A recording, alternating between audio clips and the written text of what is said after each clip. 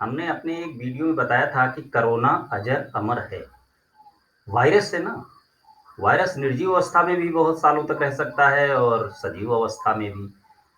तो अभी-अभी एक न्यूज़पेपर में मैंने पढ़ा, जो बता रहा है कि पानी में भी कोरोना आ चुका है। गंदे पानी में कह दिया उन्होंने।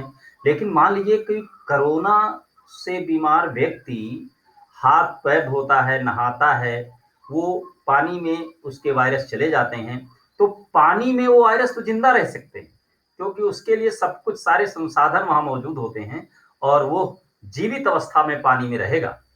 अब वो पानी किसी भी तरीके से, चाहे जितना फ़िल्टर करें आप, वायरस है बहुत छोटे तरीके से वो हमारी बॉडी तक पहुँच सकता है। तो ये बहुत ही विकराल संभावना है, जिससे हमें बच के रहना है। कैसे बचा जा सकता है, बहुत बड़ी समस्या है। कहते हैं कि बहुत ज़्यादा लोग इससे पीड़ित होने वाले हैं और इसका अभी तक कोई इलाज नहीं मिला है। बचाव ही इलाज है। पानी में, हवा में आने के बाद कैसे रोका जा सकता है इसको? शहरों की हालत तो बहुत ही खराब है, क्योंकि बड़े-बड़े टैंक, नदी, नालों से ही पानी तो फ़िल्टर करके आदमी तक पहुँचाया जा सकता है। क्या फ़िल्टर करने वाली मशीनें वायरस को भी फ़िल्टर कर पाएँगी? मुझे तो शंका है। वैज्ञानिक अपना तर्क लगा रहे होंगे, क्योंकि पानी और हवा ये तो जीवन की मूल आवश्यकता है। बिना पानी के और बिना हवा के हम कैसे जीवित रह सकते हैं? बस उसके संपर्क में आने से बचा जा सकता है। ऐसे मरीज जिस पानी का हम यूज़ कर रहे हैं, उससे दूर रहें। यही एक तरीका है, हम उससे बच सकते हैं। तो शहर ज़्यादा खतरनाक स्थिति में है। बहुत बुरी तरीके से कोरोना अपना फैलाव फैलाएगा।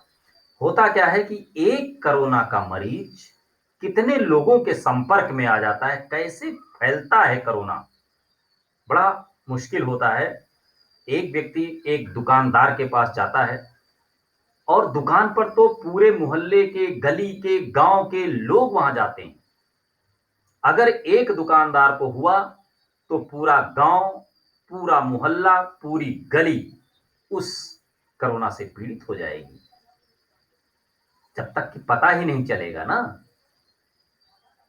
ये है, जो पकड़ में आ रहे हैं, जो दिखाई दे रहे हैं, उनका तो ठीक, वो अलग कर लिए गए, लेकिन ऐसे बहुत सारे लोग घूम रहे हैं जिनके अंदर बॉडी में कोरोना का वायरस है,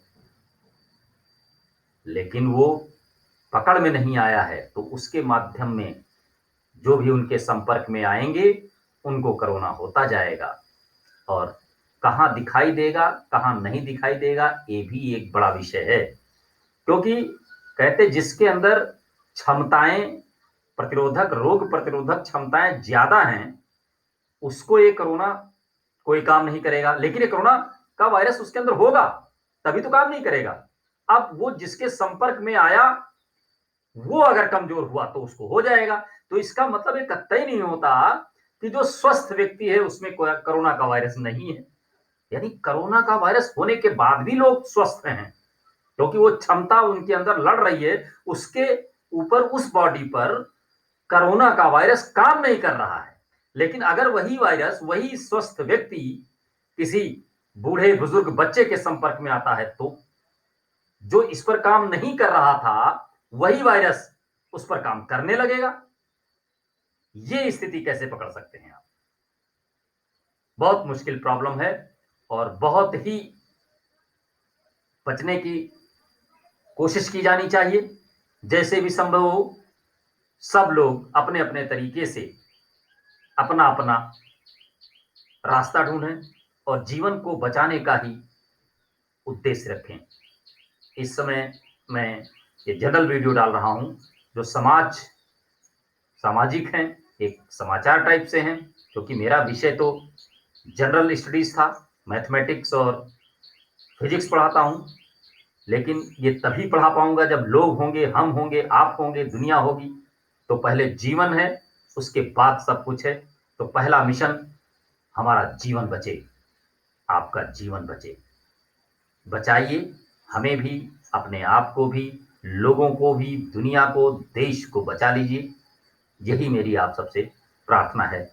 दूरियां बनाइए, सुरक्षित रहिए और मेरा वीडियो देखिए, पूरा देखिए, तभी कुछ समझ में आएगा।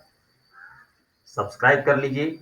मैं बहुत छोटी-छोटी जानकारियाँ आपको दे रहा हूँ, जिससे ज्ञानवर्धक भी हैं और जीवन में प्रयोग होने वाली भी हैं। धन्यवाद।